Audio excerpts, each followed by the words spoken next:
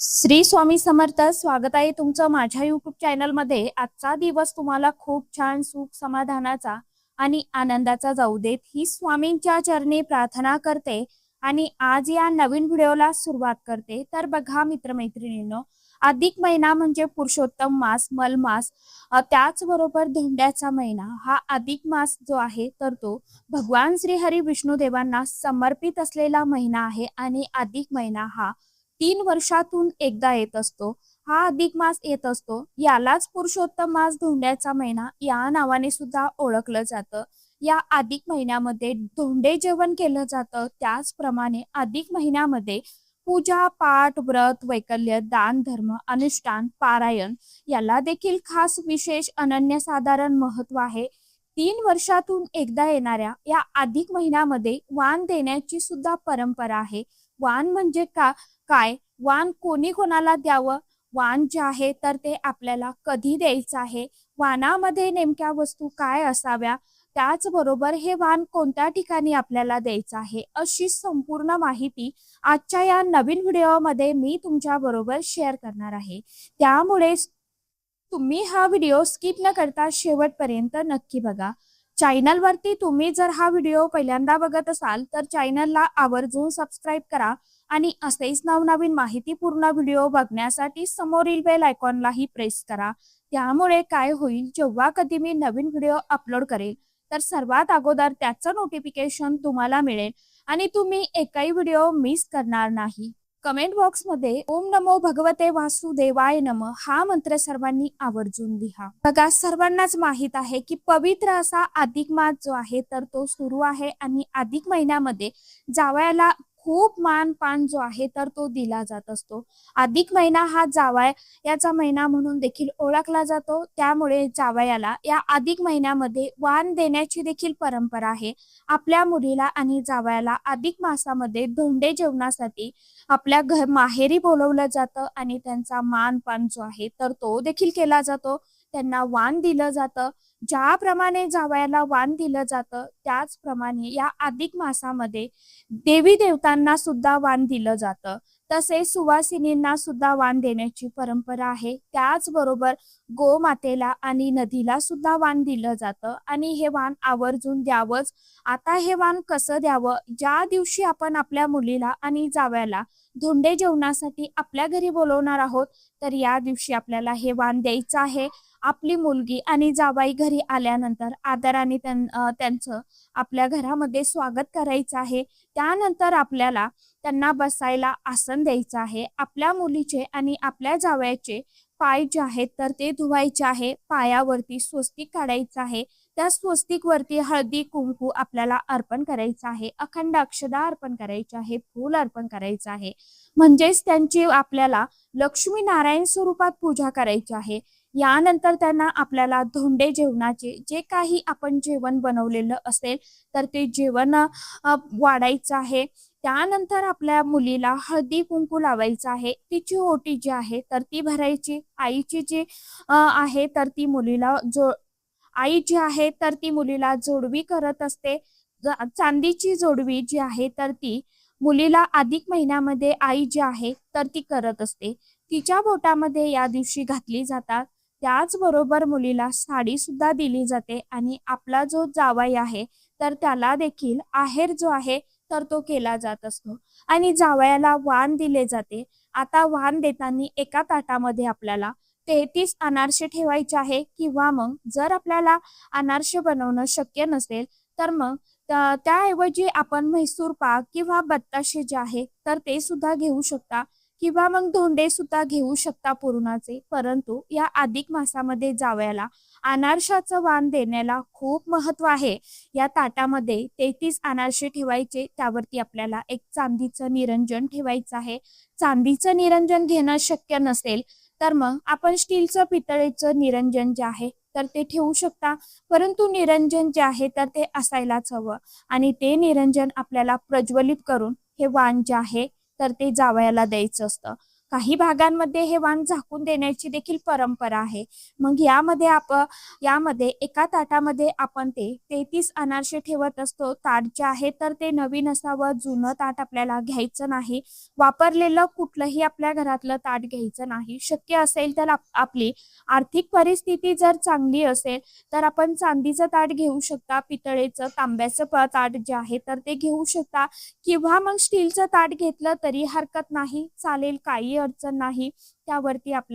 त्यामध्ये आपल्याला 33 अनारसे ठेवायचे, त्यावरती एक रुमाल टाकायचा आणि त्यावरती आपल्याला तुपाचं निरांजन प्रज्वलित करायचं आहे. त्यावरती हळदी, कुंकू, अक्षदा, फूल आपल्याला अर्पण करून घ्यायचं आणि असं वाण जे आहे तर ते झाकून सुद्धा दिलं जातं.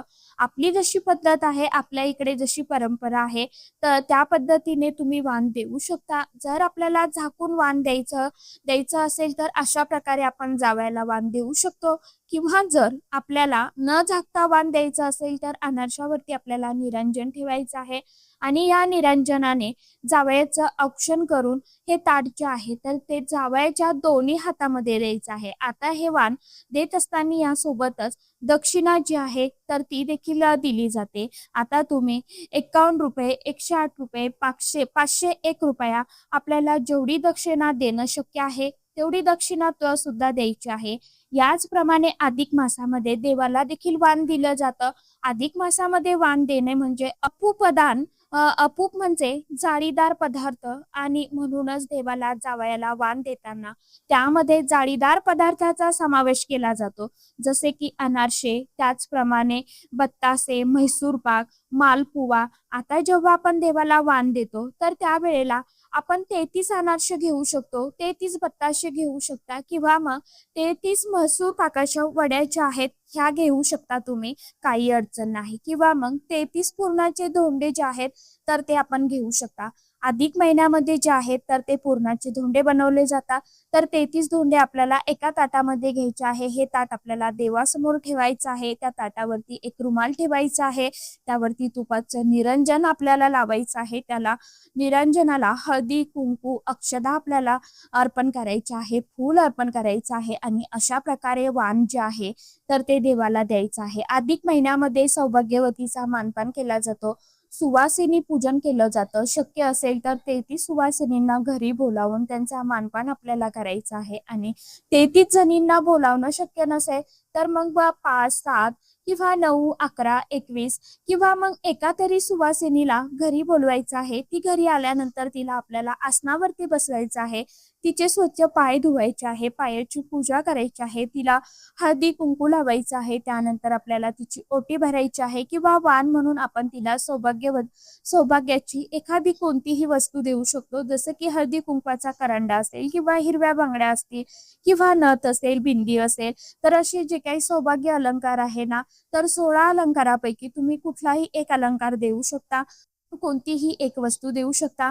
तर आपल्याला त्या सौभाग्यवतीला वाण द्यायचं आहे. ओटी भरणं शक्य असेल तर आपण साडीने किंवा अगदी खणा नारळाने सुद्धा ओटी भरू शकता. त्यानंतर गोडाधोडाचं जेवण बनवायचं आहे, किंवा गोडाधोडाचा एखादा पदार्थ जसं की खीर वगैरे असेल, मिठाई असेल तर ती द्यायची आहे. आपण सुवासनीसाठी गोडाचा नैवेद्य जेवण करणार असू तर मग पुरणपोळीचा बेत करणार असू तर यामध्ये आपल्याला पूर्णाचे धोंडे देखील आवर्जून बनवायचे आहे. आणि हे सर्व झाल्यानंतर त्या सुवासिनीच्या आपल्याला पाया पडायचा आहे, त्यांचा आशीर्वाद आपल्याला घ्यायचा आहे. तर अशा प्रकारे आपण सुवासिनींना सुद्धा भेटवस्तू देऊ शकतो. याला सुवासिनींचा वाण देणे असं म्हटलं जातं. त्याचप्रमाणे गाईला सुद्धा वाण दिलं जातं.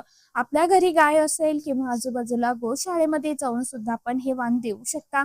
गाईला वाण देताना सुद्धा गाईच्या पायावरती आपल्याला सर्वप्रथम समोरचे जे 2 पाय आहेत तर त्या पायावरती पाणी टाकायचं आहे. पायावरती पाणी टाकायचं, असं करून आपल्याला 4ही गाईचे पाय जे आहेत, चरण जे आहेत तर ते धुवून घ्यायचे आहे. त्यानंतर आपल्याला गाईच्या पायाला हळदी कुंकू लावायचं आहे, तिच्या कपाळावरती हळदी कुंकू लावायचं आहे. त्यानंतर आपल्याला तिला तुपाच्या दिव्याने औक्षण करायचं आहे, म्हणजेच ओवाळायचं आहे. वाण द्यायचं आहे. गाईला वाण देत असताना सुद्धा आपल्याला 33 धोंडे जे आहेत तर ते गाईला खाऊ घालायचे आहे. जरी आपल्याला 33 धोंड्याचं वाण देणं शक्य नसेल तर मग आपण मुठभर हिरवा चारा देऊ शकता किंवा तूप लावलेली चपाती, तूप लावलेली भाकरी, त्यावरती गुळाचा खडा पण गाईला वाण म्हणून देऊ शकता. भिजवलेली हरभरा डाळ, गुळ जे आहे तर हे सुद्धा वाण म्हणून आपण गाईला देऊ शकता. आपल्या घरातील आर्थिक समस्या नष्ट व्हावी म्हणून आपल्याला गाईला हे वाण जे आहे तर ते द्यायचं आहे.